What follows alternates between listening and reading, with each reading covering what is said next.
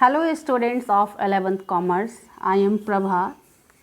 In my previous video, part 4 of Nature and Purpose of Business, I had explained about classification of business activities, types of goods produced by industry, types of industrial activities, primary industry and its types, secondary industry and its types of manufacturing industries and tertiary industry. In this video, part 5 of Nature and Purpose of Business, I am going to explain about commerce and its function, types of commercial activities, types of trade, internal trade and its types, external trade and its types, auxiliaries to trade and its types. Let me explain one by one. The first is commerce and its function. Students, what is the aim of commerce? The aim of commerce is to ensure supply of goods at right place, in the right quantity and at the right time. In this way, commerce ensures free and smooth exchange by removing various hindrances or obstacles in the way of exchange. These hindrances may be in respect of persons, place, time, risk, finance and information. Students, now what are the functions of commerce? As we know that commerce plays a vital role by removing the hindrances in the process of linking producers and consumers. They are as the first function of commerce is removing hindrance of person. Students, producers and consumers are located at different places. Sometimes producers may not be able to contact consumers. This may create hindrance of persons. Commerce remove this hindrance by providing a link between producers and consumers through different types of traders like agent, wholesaler and retailer. The next function of commerce is removing hindrance of place. There is a geographical separation between producers and consumers. This is so because producers choose those locations of production which provide them various facilities, while consumers are spread throughout the country, and this separation creates hindrance of place. Transportation, which is an element of commerce, remove this hindrance by transporting goods from the location of production to location of consumption. The next function of commerce is removing hindrance of time. There is a time gap between production and consumption of goods and it creates the hindrance of time. During this period, goods should be stored safely. Warehousing, which is an element of commerce, remove the hindrance of time as goods can be stored in warehouses. Thus, warehousing creates time utility for goods and removes hindrance of time. The next function of commerce is removing hindrance of finance. Businessmen need finance to run their business and consumers need finance to buy goods. But they may not have sufficient finance and hindrance of finance may be arise. Banking, which is an element of commerce, remove this financial hindrance by providing financial facilities to both the businessmen and consumers. The next function of commerce is removing hindrance of information. There is a lack of awareness regarding positive feature of a product among the consumers, and it creates a hindrance of information. Advertising, which is an element of commerce as well as tool of mass communication, remove this hindrance as it informs consumers about the goods and services available in the market. The next function of commerce is removing hindrance of risk. There is a number of risks involved in carrying out a business for a businessman.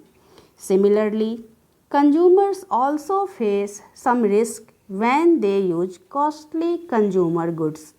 Insurance, which is an element of commerce, helps in removing hindrance of risk at a nominal cost by insurance of goods.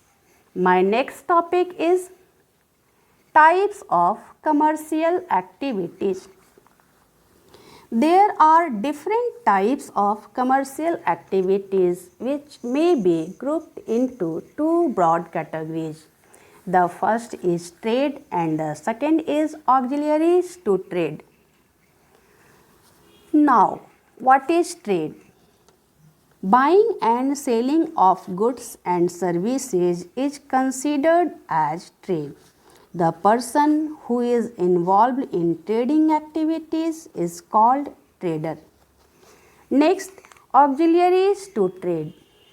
Those activities which provide support to perform those activities which are related to industry and trade are considered as auxiliaries to trade. My next topic is types of trade. Different types of trade are classified on two bases. The first is geographical area and the second is volume of trade. On the base of geographical area, trade may be classified into two categories, internal trade and external trade. And on the base of volume of trade, trade is classified into two categories, wholesale trade and retail trade. Now, internal trade and its types. What is internal trade? Internal trade is also known as home trade or domestic trade.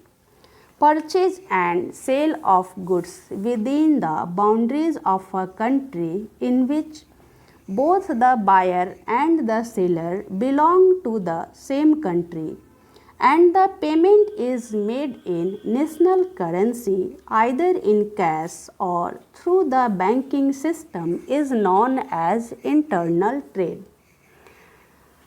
Now, types of internal trade. On the basis of volume of trade, internal trade may be divided into two parts, wholesale trade and retail trade. Now, what is wholesale trade? Buying the goods in large quantities from either producers or agent and selling these goods in smaller quantities to the retailer is considered as wholesale trade.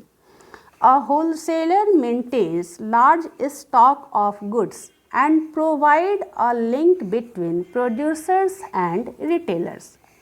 Now, what is retail trade? Buying the goods in larger quantities from wholesaler and selling them in smaller quantities to customer is considered as retail trade. A retailer works as a link between the wholesaler, manufacturer, consumers and maintain personal contact with buyers or consumers. The next is external trade and its types. External trade is also known as foreign trade or international trade. Exchange of goods and services between two or more than two countries and the payment is made in foreign currency is known as external trade. The next types of external trade. There are three types of external trade: import trade, export trade, and interport trade. The first, import trade. Purchase of goods and services from a foreign country and sold in domestic market is known as import trade. For example, import of raw materials, machine, etc. from foreign country for their own use or sold in the Indian market. Next, export trade. Selling of goods and services in foreign country is known as export trade. For example, if an Indian firm is selling garments in other country is called export trade. The next is interport trade. Import of goods from a foreign country and export these goods to other countries is known as interport trade. For example, if an Indian firm imports goods from the US and export them to other countries like Nepal, Sri Lanka, it is called interport trade. The next topic is auxiliaries to trade and its types. Now, what is auxiliaries to trade? Auxiliaries to trade help in smooth flow of processes related to industry and trade. Hence, they are an integral part of entire business activities and help in removing various hindrances which arise in production and distribution of goods and services. The next topic is types of auxiliaries to trade. The types of auxiliaries to trade are as: the first is transportation. Transportation provides physical means which facilitate movement of people, goods and services from one place to another and overcomes the hindrance of place. The next is communication. Exchange of information and its understanding between two or more persons is known as communication. It facilitates exchange of information among producers, traders and consumers. The next is banking. The business of accepting deposit of money from the public for the purpose of lending or investment is known as banking. It provides finance for various business activities and overcome the hindrance of finance by providing funds for acquiring assets and meeting day-to-day expenses. The next is insurance. All those activities which are concerned with providing protection from various kind of risk which can be arised due to uncertain events in consideration of insurance premium. It removes the hindrance of risk to a considerable extent. The next is warehousing. Those activities which involve storage of goods on a large scale in a systematic and orderly manner and making these available when needed is considered as warehousing. It removes the hindrance of time by providing facility of storage of goods. And the next type of auxiliaries to trade is advertising. Advertising is an impersonal form of communication which is used to promote the product. It removes the hindrance of information by providing necessary information about the product, its features, prices, usage, quality, etc. Cost of advertisement is paid by a sponsor.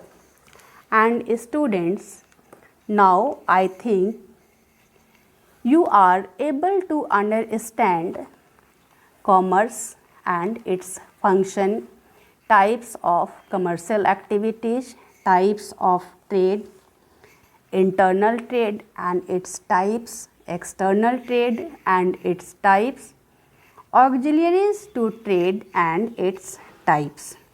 Remaining topic of this chapter will continue in next videos. If you have any confusion, you can ask in the comment section of this channel. Please like, share and subscribe for latest updates. Thank you, students.